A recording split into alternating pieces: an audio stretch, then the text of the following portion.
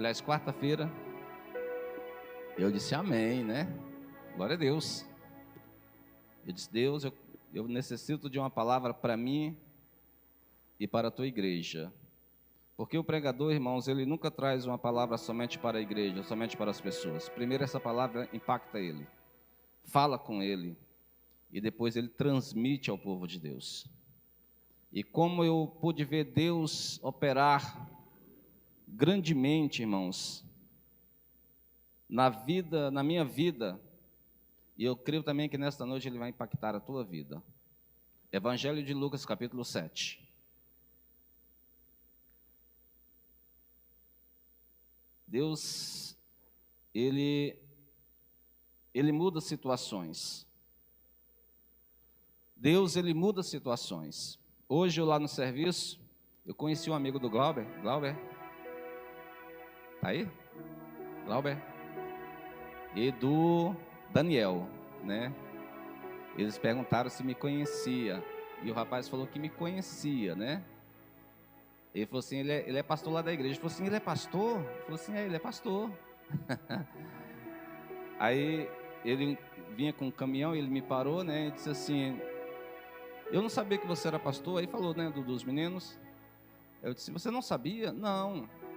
Mas porque a gente não tem muito contato, né? Ele é vigilante e ele é rondista. Ele só fica com a moto, passeando com a moto, né? Fazendo rondas. E eu disse, que bom, rapaz, então que você os conhece, né? E eu realmente sou lá da igreja, eu sou pastor, né?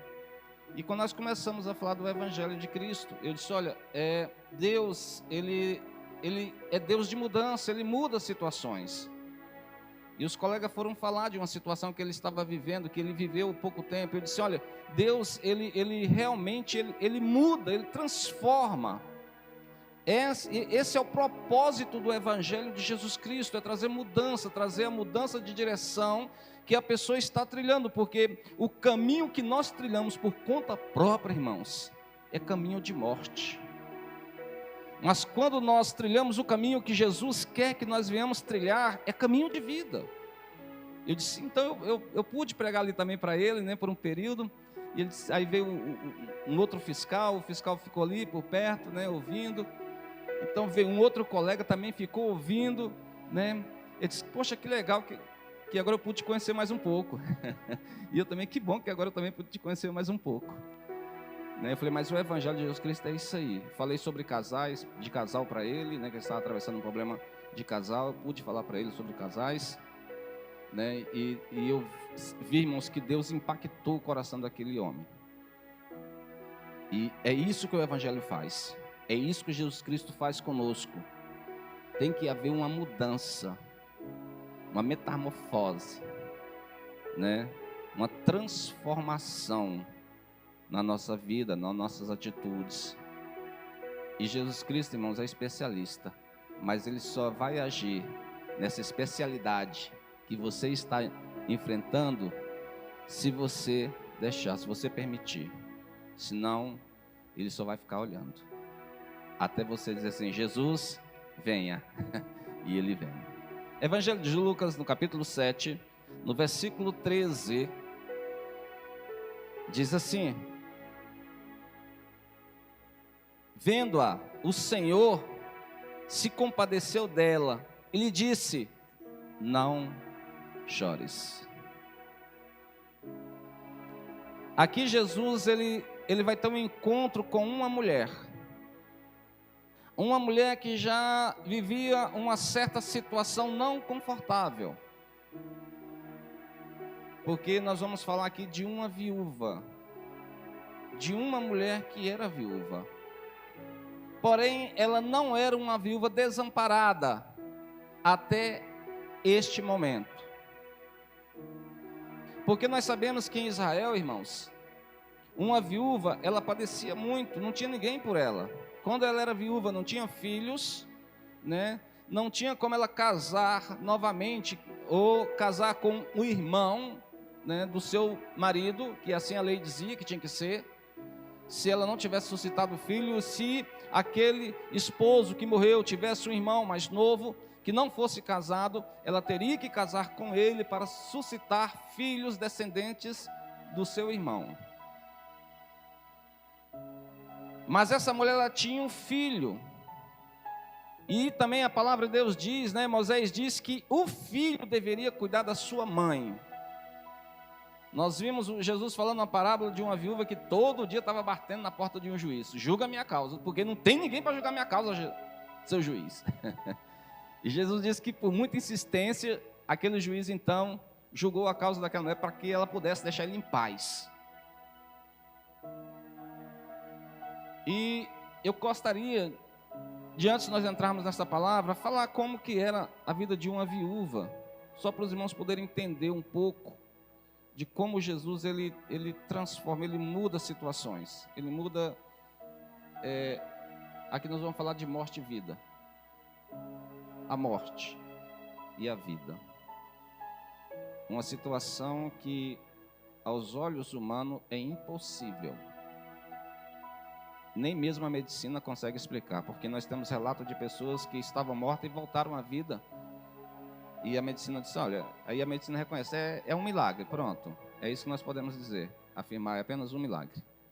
Porque a medicina ela não pode dizer como ou de que forma aconteceu aquilo. Irmãos, em alguns casos, quando o marido morria, a mulher ficasse viúva, se o marido tivesse devendo muito, ou tivesse com uma dívida, os seus credores poderiam levar os filhos daquela viúva para poder trabalhar até pagar toda a dívida. Aonde nós vemos isso, pastor? Em 2 Reis 4, de 1 ao 7. Vai falar da multiplicação do azeite. Diz assim: certa mulher, das mulheres dos discípulos dos profetas, clamou a Eliseu, dizendo: meu marido, teu servo, morreu, e tu sabes que ele temia muito ao Senhor. E chegando o credor para levar os meus filhos para lhes serem escravos. Então olha a situação desta mulher, ela perdia o seu marido. Se o marido tivesse devendo muito ali na praça, tivesse devendo muito para alguma pessoa, e se ele tivesse filho, aquele credor ia lá, tomava os filhos da viúva, da mãe, e fazia com que eles se tornassem escravos durante 7 anos. Assim dizia a lei que tinha que ser. No 7º ano ele era liberto, mas 7 anos ele teria que trabalhar como escravo para aquele credor. Mas então, como que essa viúva iria se alimentar? Como que ela iria se manter?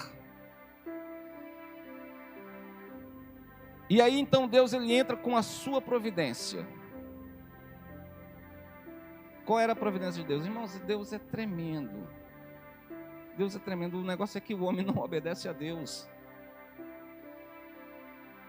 O homem não obedece a Deus. Nós vamos ver também a viúva de Sarepta. Elias chega diante dela e diz assim: mulher, me dá um pouco de água. Havia já uma seca, já tinha algum período de seca.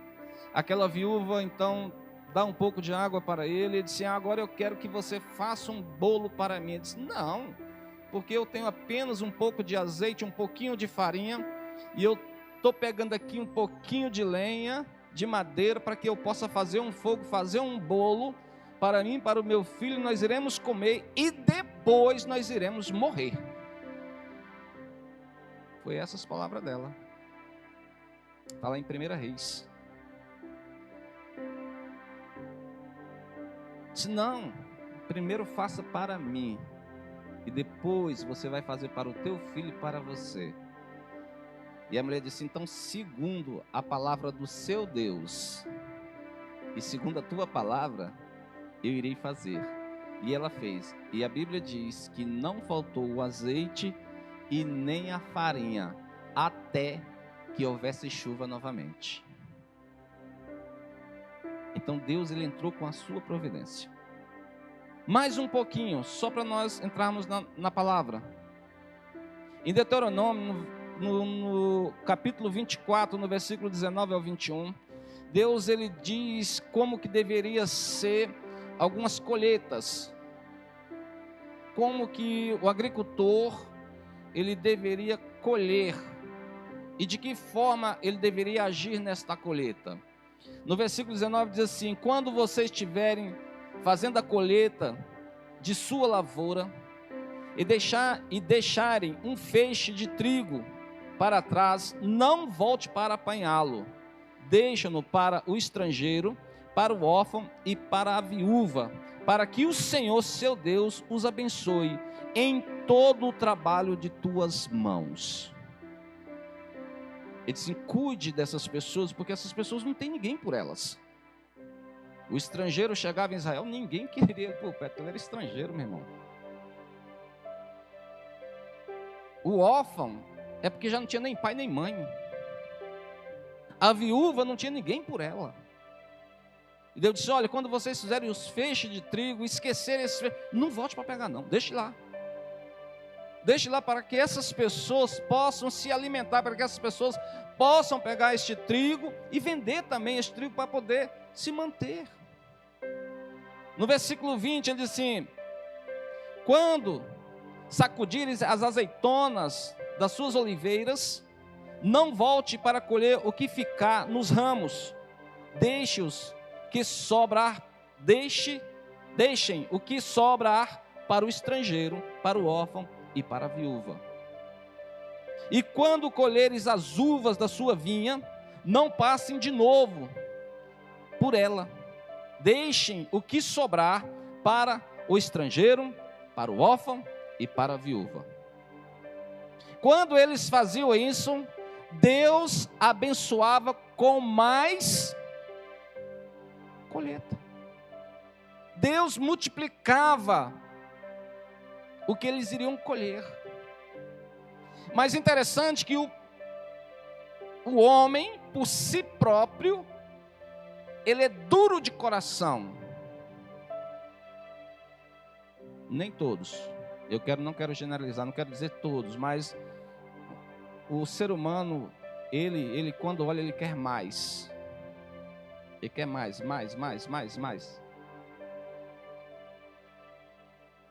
Então nós temos esta coisa conosco que nós queremos um, aí nós dizemos: não, eu quero dois. Aí a pessoa tem dois e diz: não, eu quero três. Nós vivemos aí uma escassez muito grande de matéria-prima, né? Mas por quê? Porque o ser humano sempre quer mais.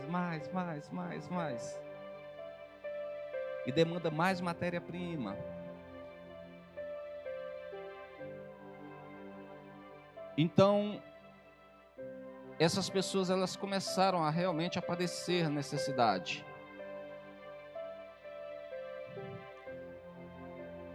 E Jesus então está aqui de frente para uma mulher que vivia em uma cidade, e ela já era conhecida como a viúva daquela cidade. Todo mundo a identificava pela sua situação, pela cidade que ela morava, a viúva de Naim. No versículo 11 de Lucas, diz assim: em dia subsequente, dirigia-se Jesus a uma cidade chamada Naim, e iam com ele os seus discípulos e numerosa multidão.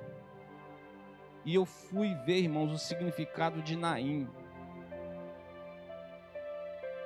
O nome desta cidade significa, por incrível que pareça, tranquilidade, calma. O significado da palavra Naim significava tranquilidade. A viúva que era tranquila, a viúva que se mantinha sempre calma, ela não entrava em desespero. Mas por quê, irmãos? Porque ela tinha um filho que cuidava dela. Ela tinha um filho que a mantinha. Ela tinha um filho que cuidava dos negócios do seu pai. Porque se a viúva não tivesse ninguém por ela, eu também andei fazendo a pesquisa, se ninguém fosse por ela perdia todos os seus bens. Por quê? Porque ela era impedida de trabalhar. E os seus bens iriam se acabando, até vir a pobreza total sobre a vida dela. Então aqui, essa mulher morava em uma cidade que se chamava Cidade da Tranquilidade. A cidade da calmaria, né? E é bom ser calmo, irmãos, eu adoro ser calmo. Tem umas pessoas que dizem que eu sou calmo até demais. Mas a pessoa que é calma resolve tudo. A pessoa que é tranquila consegue resolver tudo. A pessoa que é cabeça quente, irmãos, não consegue resolver absolutamente nada. Nada.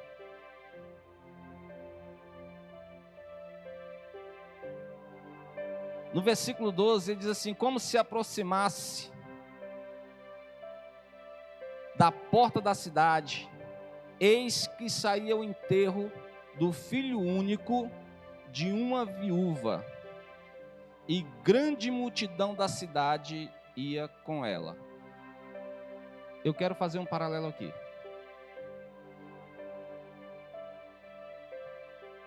No versículo 11 diz que tinha uma grande multidão com Jesus e os seus discípulos. Aqui diz que no dia seguinte, Jesus vai para esta cidade. Nos versículos anteriores, nós vamos ver Jesus operando um milagre na vida de uma pessoa que ele nem sequer o viu.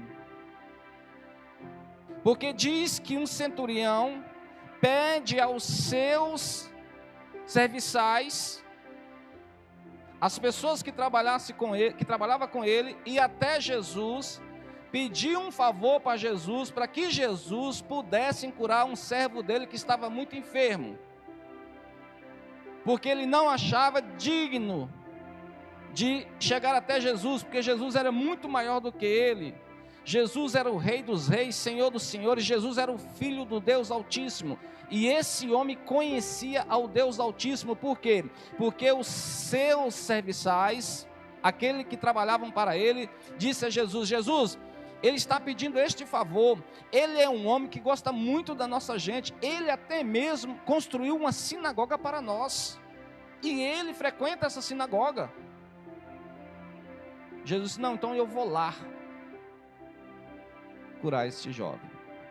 A Bíblia diz que quando Jesus está chegando, e Jesus é impedido porque chega outras pessoas, disse: não, ele disse para você não vir, não precisa você entrar na casa dele, porque senão você vai arrumar problema para você, Jesus. Você vai entrar na casa de um gentil, na casa de um homem que é odiado pela sociedade, por ele ser um romano, ser um chefe de guardas. Ele diz que só basta somente uma palavra sua, Jesus. Jesus fica encantado, irmãos, com isso. Nossa, eu nunca vi fé maior do que essa em Israel.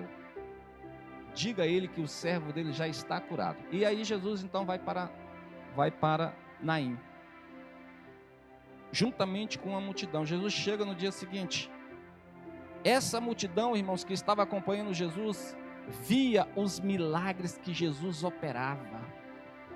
Elas podiam observar que Jesus transmitia vida para as pessoas. Como assim, pastor? Tem palavras, irmãos, que transmitem vida, gera vida nas pessoas, gera ânimo nas pessoas. As pessoas, irmãos, estão mortas em si, mas quando elas ouçam uma palavra, quando elas ouvem uma palavra, irmãos, que gera vida, meu irmão, ela salta de alegria. Ela diz assim: eu vou vencer em nome de Jesus. Eu quero te dizer, você é mais do que vencedor em Cristo Jesus. É muito mais do que vencedor, meu irmão. Não se desespere, não. Fique tranquilo, fique calmo. Fique calmo. Uma multidão que estava acompanhando o homem que gerava vida.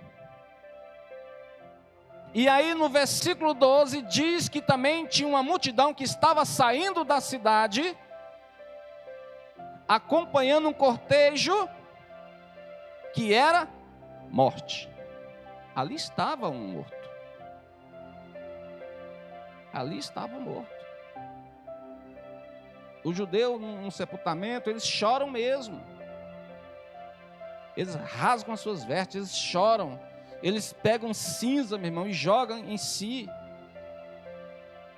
Eles lamentam. Eles se compadecem.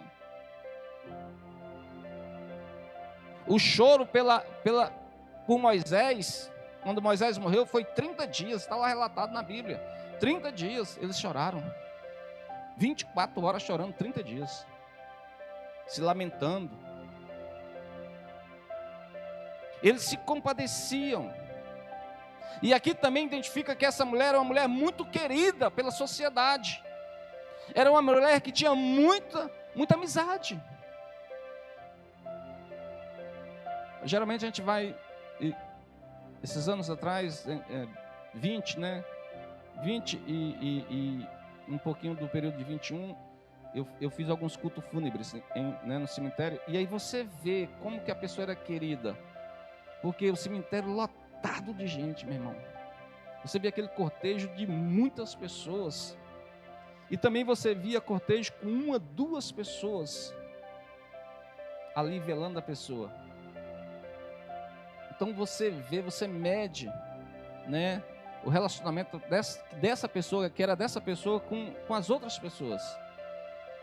Você consegue ter uma dimensão, ver a dimensão da amizade, do carinho dessa pessoa.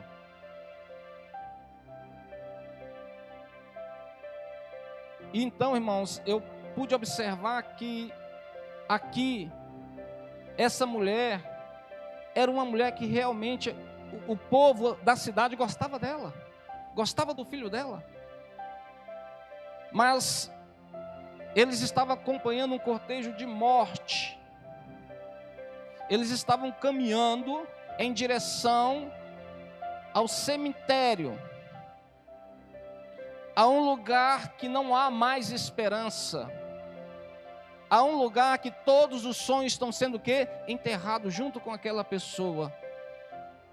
Ali todo o trabalho, todo o esforço daquela pessoa está sendo enterrado com ela, todo o conhecimento dela está sendo sepultado com ela. Tudo que ela é, tudo que ela representa na sociedade está sendo o quê? Enterrado com ela. E por mais que ela tenha feito algo em vida, isso vai ser apenas lembrado no máximo até 2 gerações. E olha, eu quero dizer uma coisa para você, e tem que ser uma pessoa que realmente fez algo digno de ser reconhecido, porque senão não passa nem da 1ª geração. Um cortejo de morte, irmãos, e um cortejo de vida. Agora eu fico aqui imaginando um saindo e um querendo entrar, porque Jesus queria entrar na cidade, Jesus queria estar lá naquela cidade, por isso que ele foi para Naim. Uma multidão, quando nós lemos uma multidão na palavra de Deus, na Bíblia Sagrada, ela quer dizer entre 3 a 5 mil pessoas. Todas as vezes que nós lemos multidão, e havia uma multidão que acompanhava Jesus, que, né, atrás de Jesus, alguns especialistas, né, alguns estudiosos dizem, teólogos dizem, que é entre 3 a 5 mil pessoas. Muita gente. Por isso que quando Jesus multiplica ali, né, os pães e os peixes, ali 5 mil pessoas, né? Ainda tinha criança, mulheres, e aí vai indo. Irmãos, eu fico aqui pensando comigo mesmo e diz, meu Deus, como que o Senhor realmente muda situações que eram situações de morte para situações de vida. Porque tem coisas, irmãos, que nós mesmos procuramos para nós mesmos. Tem coisas que nós geramos morte para nós mesmos. Eu sempre fui uma pessoa muito cuidadosa na minha vida. Desde a minha criancice, desde quando eu era criança, porque eu não tive o prazer de ser criança. Eu não pude ser criança. Eu não tive o prazer de brincar como criança, né? Mas por quê, pastor? Porque, irmãos, a nossa geração foi uma geração que começou a trabalhar muito cedo. Então eu fui uma pessoa muito cautelosa com algumas coisas, porque eu conseguia ver vida ou morte naquela situação. Todas as vezes que nós vamos fazer algo, nós temos a possibilidade de enxergar a vida ou a morte naquilo que nós iremos fazer. Em tudo. Em tudo. Qualquer situação. A mais simples que seja. A mais simples que seja. Você vai fazer algo em casa e de repente você precisa subir no telhado. Você diz assim, poxa, eu tenho que subir com muito cuidado, porque senão eu posso romper uma telha, pode-se romper uma telha, eu cair e morrer. Como nós tivemos o caso lá do Gugu, subiu numa situação lá e morreu. Como outros também. Então eu digo assim, então peraí, eu vou levar algo que possa me sustentar em cima de um telhado. Eu vou fazer algo, mas eu tenho cinto de segurança, então eu vou pôr o cinto de segurança, eu vou arrumar um cinto de segurança, eu vou me prender ali para que eu não venha cair. Porque se eu escorregar e cair, eu estou preso, eu estou seguro. Então nós temos essa capacidade, Deus nos deu essa capacidade, irmãos, de fazer um 360 graus naquilo que nós estamos fazendo e dizer assim, tenho que ter cuidado, porque isso pode gerar morte. Eu tenho que ter cuidado, porque isso pode gerar uma situação desconfortável para mim e para aqueles que estão ao meu lado.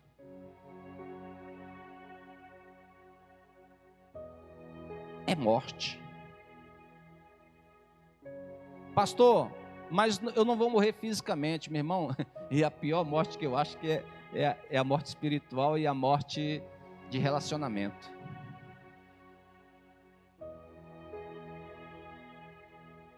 Por quê, irmãos? Porque para me reverter algumas situações é difícil. Causa muitas dores. Essa mulher estava sentindo uma dor, meu irmão, irreversível. Perder um filho é uma dor irreversível. A minha sogra perdeu 2 filhos, o caçula e o segundo filho, que foi meu cunhado, morreu aos 14 anos de idade, com água no joelho. Morreu afogado com água no joelho. Brincando, né? E um batismo, no batismo da igreja. E eu que tive que dar a notícia. Eu não era evangélico na época. A hora que eu fui dar a notícia para ela, ela falou assim, pode falar, porque eu sei que já aconteceu alguma coisa ruim. E eu tive que dar a notícia para ela. E aí chegou meu sogro, minha esposa que estava junto.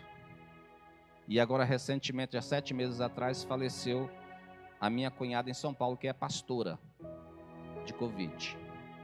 7 meses. Como é a dor? Quem nunca perdeu só imagina como é, como ela seja, de que forma que é. Mas para quem vive, irmãos, é uma dor irreversível. Não tem como reverter esta dor. Nem mesmo o tempo apaga. E essa mulher estava com o seu coração partido, doído 2 vezes. Por ela perder o marido e agora perder o seu filho. Irmãos, e ao longo desses anos, de 53 anos, até brinquei com o rapaz hoje, o rapaz que serviu, eu servi em 87 a 91, e ele serviu em 89. Eu já era cabo. E eu tirei ele de uma situação que ele ia empurrar a baioneta, né, do fuzil num rapaz. Eu segurei ele, abracei ele, né, porque os meninos estavam brincando com ele. E ele não aceitou a brincadeira e ele ficou com muita raiva e iria furar o rapaz com a baioneta do fuzil. Então eu o segurei, né, levei para trás e conversei com ele, né, e tudo. E ele chorou muito. E eu encontrei com ele no Nova Cap, ele é vigilante. E ele até me chama de cabo. Ô, cabo, ô, rapaz, não faz isso não, não sou mais militar, não. Ele disse, olha, você me tirou de uma situação. Eu me lembro de quando você me tirou daquela situação. Hoje eu estaria preso se eu tivesse feito aquilo, se eu tivesse tirado a vida daquela pessoa. Eu estaria preso hoje, eu estaria preso, eu estaria com a minha ficha manchada, minha vida manchada. E ele disse, está com quantos anos já? Eu falei, rapaz, 53, vou fazer 54. Ele disse, nossa, é mesmo? É por isso que seus cabelos estão brancos? Eu falei, pois é, por isso mesmo.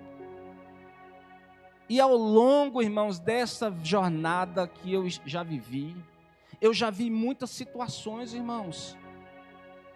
Muitas situações de mães chorarem, de pai chorar, os tios chorar, os avós chorar. Por quê, irmãos? Porque gerou morte naquela situação. Meu irmão, nós temos que ser aqueles homens prudentes.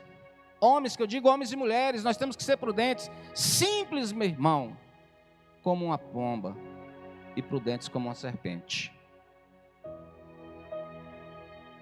Porque a dor, ela pode ser irreversível na nossa vida. E eu digo isso, irmão, em todas as áreas. Conjugal, sentimental, profissional, emocional. Porque tem coisas que eu posso fazer. E tem coisas que eu não posso fazer. Tem coisas que você pode fazer e tem coisas que você não pode fazer, meu irmão. Essa mulher aqui não podia gerar vida, dar vida ao seu filho novamente, de maneira nenhuma. Mas ia chegar alguém que iria mudar aquela situação. Eu quero te dizer nesta noite, meu irmão, que Jesus de Nazaré pode chegar na sua vida e mudar a situação. É isso que eu quero dizer. Eu estou vivendo um dilema muito grande no meu serviço. Um amigo está vivendo uma situação, irmãos, que está gerando morte para ele. Mas o negócio é tão complicado, que eu não posso chegar e penetrar na vida dele. Por quê? Porque ele tem que abrir a porta. Meu irmão, nós temos que abrir a porta para Jesus entrar, senão ele não vai entrar. Não entra. Pastor, não entra não? Entra não. Se eu não abrir, meu irmão, a porta para Jesus entrar, ele não vai entrar. Não adianta, ele não entra. Jesus não é invasor. Ele não penetra, ele não sai empurrando porta de ninguém, não sai chutando porta de ninguém, não. Ele é educado. Ele diz, eis que eu estou à porta e bato. Se você abrir. Foi o que eu disse hoje para o rapaz lá, que me conheceu melhor. E eu pude conhecer ele melhor. Eu disse, Jesus é educado, meu irmão. Jesus, ele bate aqui na porta, aqui, ó. E, meu irmão, é um toque tão suave, que se você não estiver ligado, você não vai escutar, não. É um toque tão suave. Ele disse, eis que eu estou à porta e bato. Se você, meu irmão, é um se. É um ato de decisão. E essa decisão não é dele, não, é sua. Você que está do outro lado da porta. É você que está com a chave da porta para abrir ou não a porta.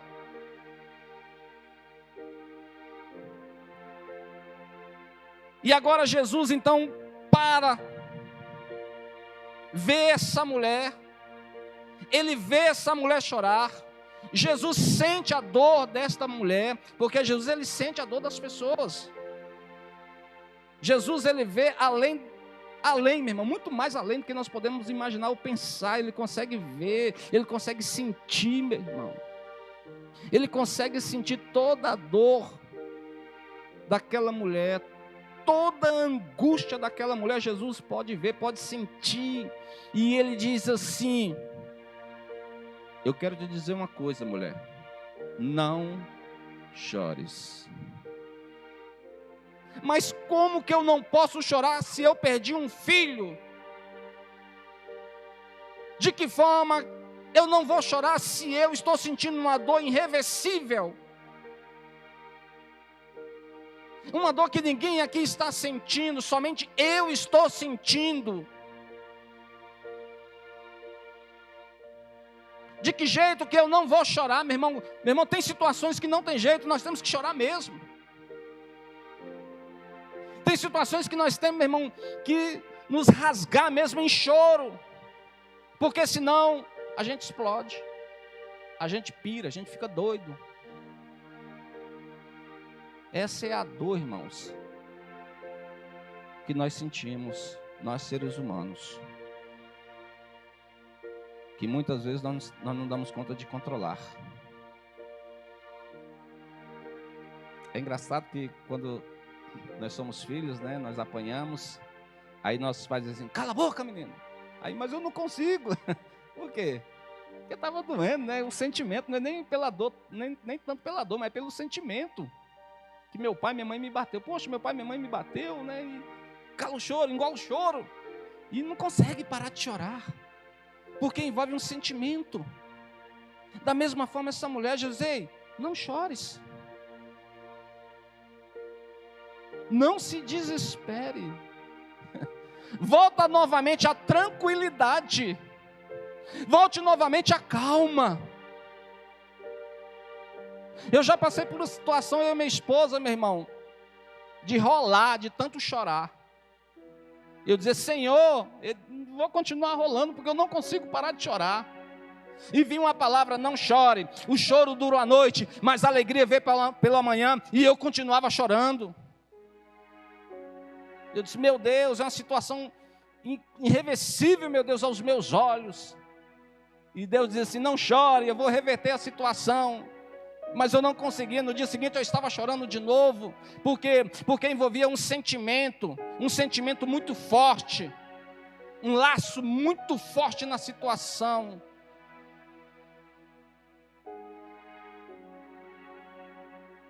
Mas, irmãos, Jesus disse assim para mim, não chores, pois a tua alegria já está vindo neste amanhecer. E o amanhecer chegou. E eu pude novamente sorrir. Essa mulher, irmãos, fica chorando. Continua chorando. Eu tenho certeza que ela continua chorando. E Jesus então deixou essa mulher chorando. E no versículo 14... chegando-se, tocou o esquife, e parando os que conduziam, disse, jovem, eu te mando, levanta-te.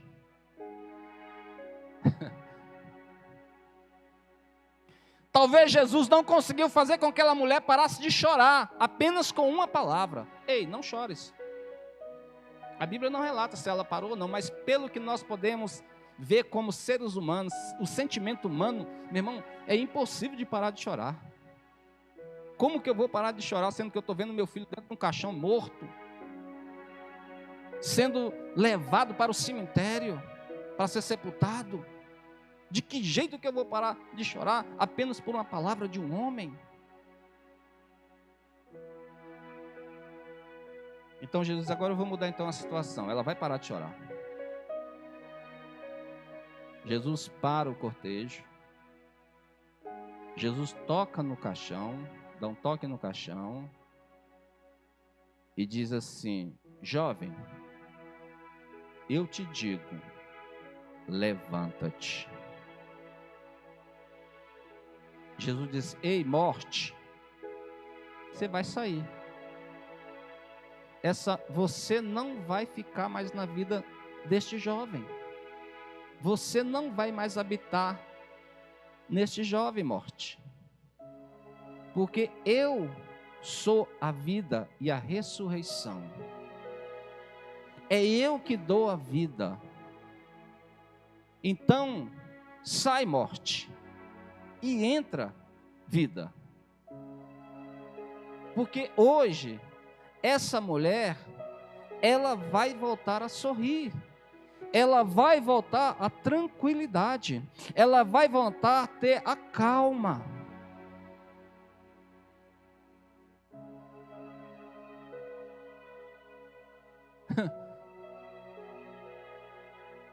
Irmãos, uma multidão de pessoas e outra multidão de pessoas, uma teria que estar de frente uma para a outra. Uma com Jesus e outra no cortejo da viúva lá, acompanhando o sepultamento. Um de frente para o outro. Uma multidão aqui e outra lá. Jesus para tudo.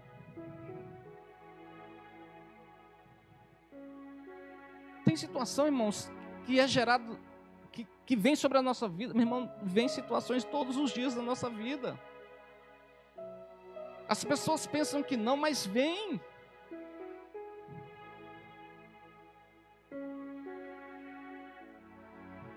E Jesus diz: pode parar, para. Pare as duas multidões, pare. Pare, porque o poder de Deus vai ser manifestado nesta situação. Eu quero te dizer uma coisa, que sozinho eu e você não conseguimos resolver certas situações. De mim mesmo, de você mesmo, nós não podemos fazer, meu irmão. Se pudesse fazer, aquela mulher tinha feito, aquela mãe já tinha feito, aquela mãe tinha mandado: ei, para, porque meu filho vai ressuscitar, eu quero o meu filho. Mas ela não podia. A Bíblia não relata de que forma, ou como que esse jovem morreu, de que forma foi, de que foi, se foi de uma doença, se foi de repente, ela não diz. Mas eu tenho certeza que essa mulher fez de tudo para manter este menino vivo.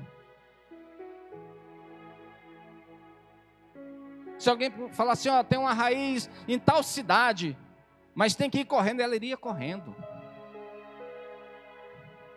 Alguns estudiosos dizem que a mãe, ela pode criar uma força sobrenatural para poder salvar um filho. E já tem relatos, alguns relatos. O filho estava preso debaixo de uma pedra. A mãe, ela teve uma força extraordinária, sobrenatural. Ela conseguiu levantar aquela pedra e tirar o filho. Como que você conseguiu levantar essa pedra de 200, 300 quilos? Eu não sei, eu sei que eu levantei e tirei meu filho. Eu resgatei o meu filho. Pessoas que nem, mãe que não sabe nem nadar e pula, meu irmão, para poder buscar o filho, e busca e sai. Sabe nadar? Não sei não. Mas é meu filho que estava lá afogando, e eu fui lá e resgatei ele. Se tivesse, meu irmão, jeito para essa mulher trazer seu filho novamente à vida, ela teria feito. Mas ela não podia. E eu quero trazer agora, neste momento, para esta situação que nós estamos vivendo, eu e você está vivendo, meu irmão. Tem situação que não adianta, com a sua força você não vai resolver. Chama Jesus, Ele é especialista. Chama Jesus e Ele vai entrar. Chama Jesus e Ele vai dizer assim: ei, chega, pare. Por quê? Porque eu e você não damos conta, meu irmão.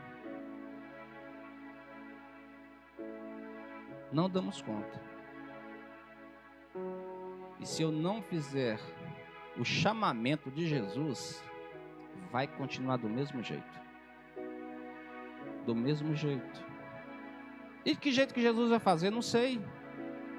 É Ele que é o especialista. É Ele que vai fazer da forma que tem que ser feito. Isso eu sei.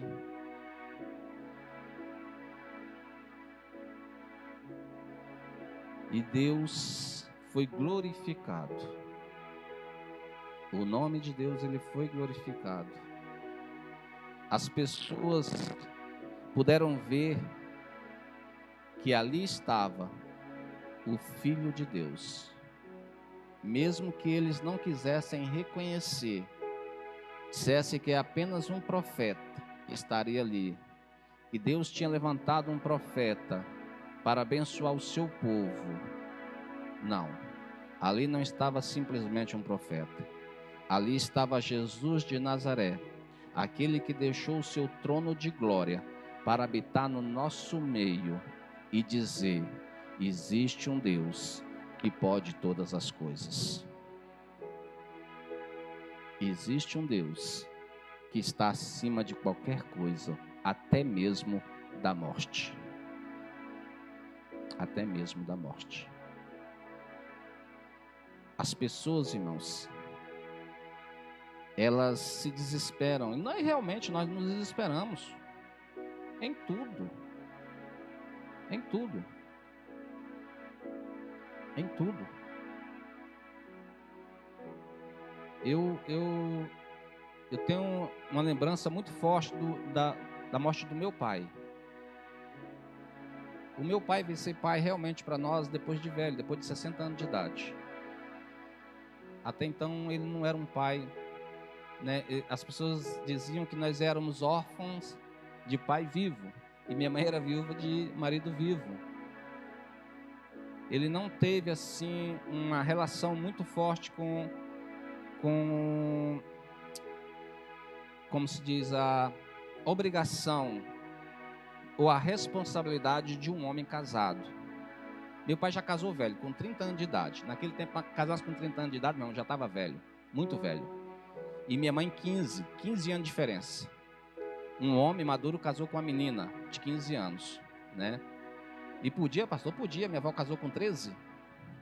E meu avô queria casar com ela com 11 anos de idade. Minha bisavó que não deixou. Falou, não, deixa ela pelo menos virar moça, né? Depois que ela virar moça, aí vocês casam. E casou com 13 anos. E meu pai então só foi um pai mais presente depois dos 60 anos de idade. Eu brincava com ele, eu fazia a barba dele, ele brincava mesmo, irmão. Aproveitava, eu aproveitei, né? E brincava com meu pai, contava casos com ele. Meu irmão, algo assim extraordinário aconteceu. Ele aceitou Jesus, foi batizado, irmãos. Eu levava ele para a igreja, eu lia a Bíblia para ele não sabia ler, eu lia a Bíblia para ele. Ele disse, você não vai ler a Bíblia para mim hoje? Não, eu vou, pai, eu quero ler a Bíblia para o Senhor. E eu lia a Bíblia para ele, né? Ele se encantava, ele se maravilhava, né? E ele disse, você não vai fazer minha barba hoje? Não, Ivonilton, eu vou, pai, eu vou fazer a barba do Senhor. Eu vim aqui para fazer a barba do Senhor. Eu fazia a barba nele, dava banho nele. Então eu gostava muito, né? Aquele negócio todo. E aí meu pai ficou doente, foi para o hospital, lá do Guará. E ele passou o dia inteiro com a minha tia. E à noite, os irmãos, nós somos 3 irmãos, 3 filhos homens. E os irmãos então decidiram de ficar à noite para que as mulheres ficassem apenas a parte do dia, para dar descanso também às mulheres. E eu cheguei um pouco mais cedo e eu consegui entrar e a minha tia saiu. E eu olhei para ele, né? Minha tia disse, olha, já deram banho nele, já trocaram, já está tudo certinho. Eu falei, que beleza, que bom. Né? E eu olhei ele, irmãos, e eu olhei e disse assim, pensei comigo, né? Ele poderia ver que era eu que estou aqui hoje com ele. E aí ele se mexeu, e eu disse, pai, irmãos, ele olhou para mim, sorriu e morreu. Não deu 40 segundos. E eu me desesperei. Chamei os enfermeiros, porque era uma situação que eu não podia reverter.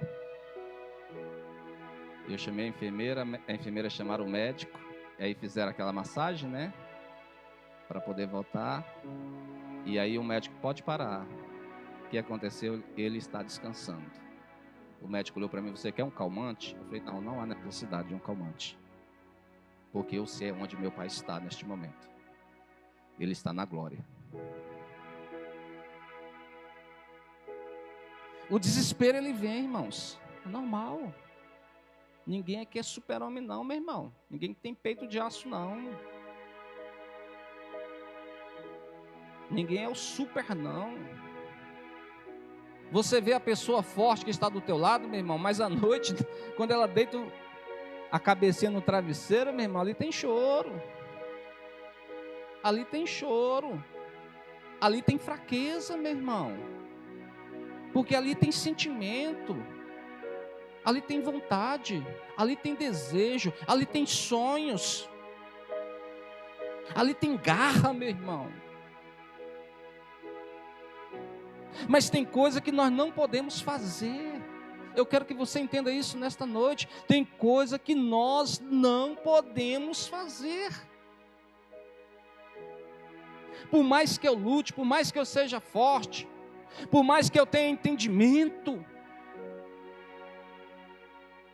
tem coisas que nós não podemos fazer. Irmãos, eu já passei por situações tão simples na minha vida que eu não podia fazer.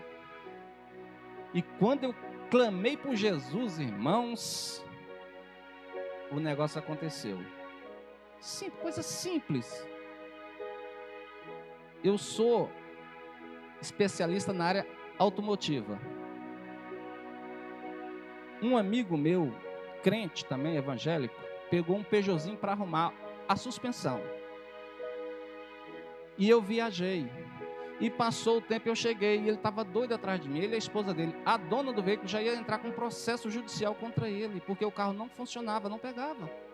E ele chamou uma turma de mecânico, chamou uma turma de eletricista, chamou uma outra turma, um técnico, injeção eletrônica e nada, ninguém resolvia. Eu cheguei lá, eu falei, meu Deus, que então pode ser que todos os especialistas já vieram aqui? Eu disse, mas eu vou fazer, eu desmontei o carro por inteiro, irmão. Eu e meu ajudante. Montei novamente o carro. E nada. Eu disse, meu Deus. Aí falei para o meu ajudante, espere um pouquinho. Botei a mão em cima da bateria. Simples, uma coisa simples. Eu quero dizer, eu estou te falando isso porque você pode dizer assim, mas é uma coisa tão simples, mas você não está dando conta de resolver. Meu irmão, eu quero dizer, por mais simples que seja, se você não estiver dando conta de resolver, clame por Jesus. Eu bati a mão na bateria, irmãos, falei, Deus, todo o meu conhecimento se esgotou. E eu peço a tua ajuda, Senhor. Irmãos, automaticamente o Espírito Santo falou assim para mim, você está vendo esse conector na tua frente? Um conector, irmãos.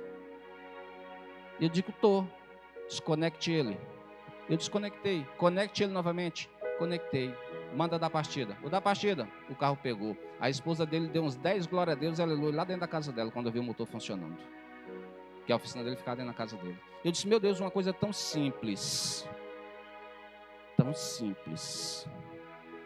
Um conector oxidado. Ele disse, agora desconecte de novo e limpe ele, porque ele está oxidado. Veja para você ver. Eu disse, meu Deus. Viu, pastor? Coisa simples. Limpei, conectei novamente. Ela ligou para o esposo dela veio. Ele era técnico automobilístico dos Correios, técnico responsável por algumas oficinas em Brasília. Ficou muito amigo meu ele. Ele disse, o que era, Tinha? Eu falei, tá aqui, ó. Eu pedi ajuda para Deus. O Espírito Santo de Deus me mostrou. Coisa complexa?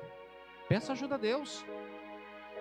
Qual a probabilidade de você descobrir uma senha de 9 dígitos? Alguém aí, por favor, da informática. 1 milhão? 1 bilhão? E uma senha de 9 dígitos. Como que você descobre uma senha de 9 dígitos?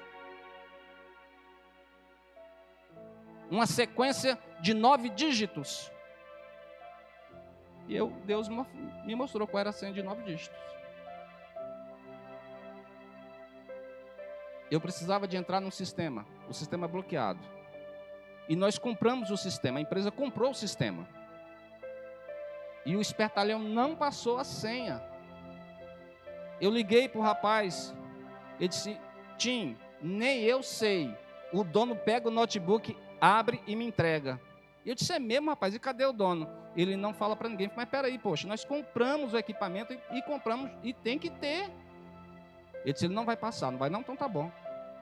Irmãos, eu passei 1 mês digitando. Vem para cá, vai para lá, vira para cá, 9 dígitos, irmãos. Eu disse, Deus, agora eu fiquei chateado, Senhor. Eu não estou roubando, nós não estamos roubando porque nós compramos. É injusto, Senhor. É uma situação que está gerando um problema muito grave. Me mostra qual é a senha, Deus. Porque eu não sei não. Aí o Espírito Santo falou assim, você está vendo esse nome aí na tua frente?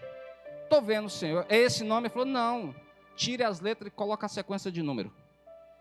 E eu, enter. E abriu. Falei, aleluia, glória a Deus, Senhor. E agora eu vou falar para os meus amigos que só o Senhor é Deus e só o Senhor é que resolve qualquer tipo de situação, até mesmo 9 dígitos, Senhor, o Senhor é capaz de resolver. Obrigado, Jesus. Obrigado.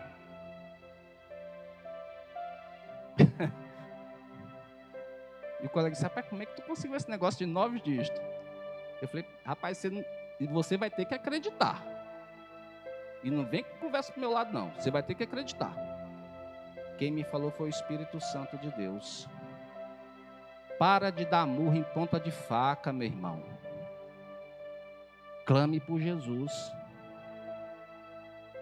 Clame por Jesus.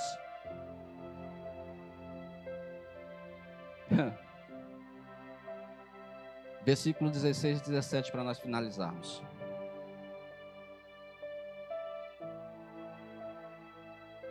E concluindo o versículo 15, diz assim: e Jesus o restituiu à sua mãe. Jesus pegou aquele jovem e disse, aqui está aqui, mãe, o teu filho. Agora, irmãos, imagine a felicidade dessa mãe. E a loucura que foi com aquela multidão, um virado para o outro. Porque tinha pessoas naquelas multidões, irmãos, que não acreditavam no poder de Deus. Deve ter sido uma correria, meu irmão. Está aqui o teu filho, mãe.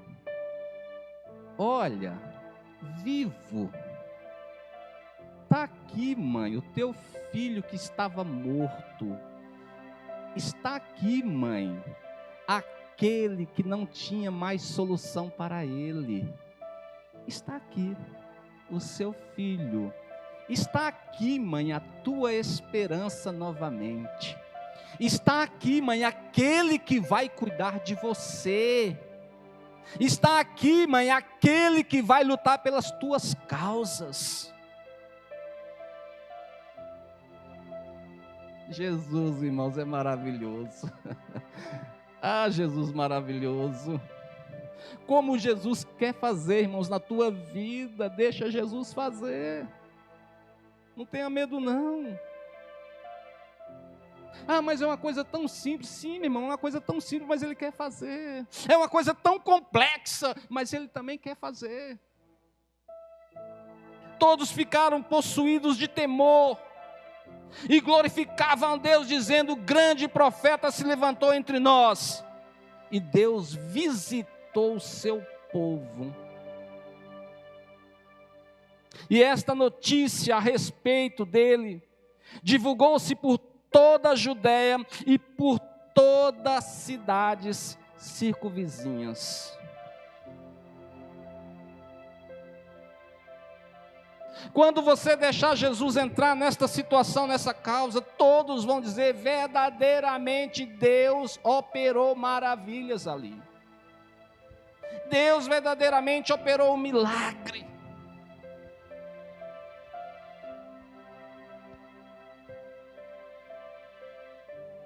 Aquela mulher poderia muito bem recusar a ajuda de Jesus, porque ele disse, não chore. Ele não disse, espera aí que eu vou ressuscitar seu filho. Não, ele falou, ei, não chores. Aquela mulher poderia dar uma má resposta para Jesus e dizer assim, como que tu diz não chore se meu filho está morto? Saia da frente com a tua multidão, que eu quero passar com a minha multidão para o cemitério. Mas não, Jesus, não vai ter sepultamento hoje não. As duas multidões vão se tornar uma só multidão. Um só povo em alegria. Todos vão se alegrar com a tua vitória, mãe. Todos vão voltar novamente à cidade tranquila, à cidade calma. Acabou o alvoroço, acabou, meu irmão, a lamentação, mãe. Acabou o choro, a alegria chegou porque amanheceu na tua vida. É agora. Jesus está dizendo, meu irmão, é agora. Se abre para Jesus, vamos, se entrega para Jesus mesmo. Eu, quando aceitei Jesus, eu falei, Jesus, já que o Senhor me aceitou, me recebeu, e agora, Jesus, eu não te largo. Entre trancos e barrancos, meu Deus, eu estou contigo. Estou fechado com o Senhor.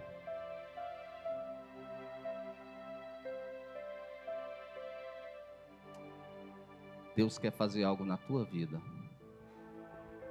como fez na vida dessa mulher, como fez na minha vida, e Ele também quer fazer na tua vida. Vamos colocar de pé em nome de Jesus.